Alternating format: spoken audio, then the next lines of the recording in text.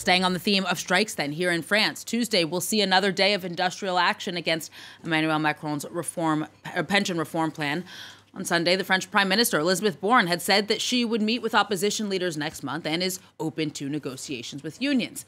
But the government has still nonetheless been very clear about the fact that this plan will go forward, pending only approval by the Constitutional Council. And this despite increasingly violent protests across the country, especially this past weekend.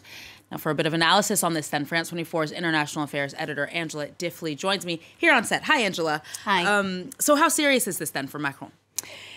This is a political crisis. He will be trying to separate two things now: the issue of the reforms of the pension system in France and the issue of violence. On the first of those, on the pension reform issue, it looks like he intends to tough it out. He does not want to send the signal that he's ready to cede to the street when there is protest. He believes it's the right thing to do. He doesn't look like he will change his prime minister, and neither is he likely to dissolve parliament, which some people are saying he should do. One of the reasons for that is that if he did, his own party would probably not do very well, and Marine Le Pen's party would do extremely well, as would the far left party. So there is no incentive for him to do that. He has asked his prime minister, will be asking his prime minister later today, to build bridges with parliamentarians on the right, particularly, and anywhere else where there can be alliances, so that the government doesn't in future have to use this mechanism, which is legal in France under the Constitution, where you bypass Parliament sometimes to push legislation through without a parliamentary vote. So that's what he will do on the pension reform, it looks like.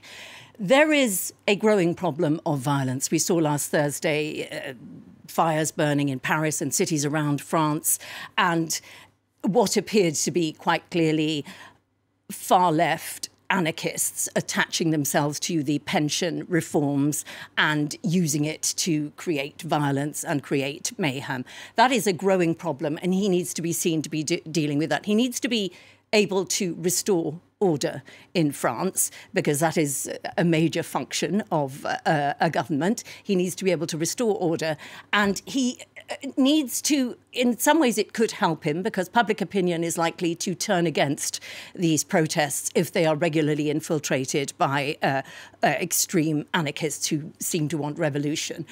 At the weekend, there was an extremely violent demonstration, not related to the pensions, but to an environmental issue in the west of France about a major reservoir, which turned into a pitched battle. And that cannot be allowed to happen. There is talk of a climate of insurrection in France. If you open any newspaper here, that's a dangerous position to be in. He needs to get a handle on that. So what path does this set France on then now? The issue of violence is particularly difficult. It does indicate how polarised France has become as well. First of all, on the issue of violence, it appears that these far-left revolutionaries are not particularly interested in the pensions or indeed the environment, but simply want to create mayhem. And people are asking, why can't the authorities find these people and stop these people so that this doesn't keep happening? He needs to get a handle on that. As to what it tells us about France, France has a more street protest style of democracy than many other countries, and there are sporadic outbursts of violence. And there is the iconic May 68. Every time there is some kind of uprising, everybody says, is this a new May 68? Recently we had the Gilets jaunes, which was again another very violent uprising. It also tells us quite how polarised France has become. If there were to be legislative elections tomorrow, polls indicate that the far left and the far right would do extremely well.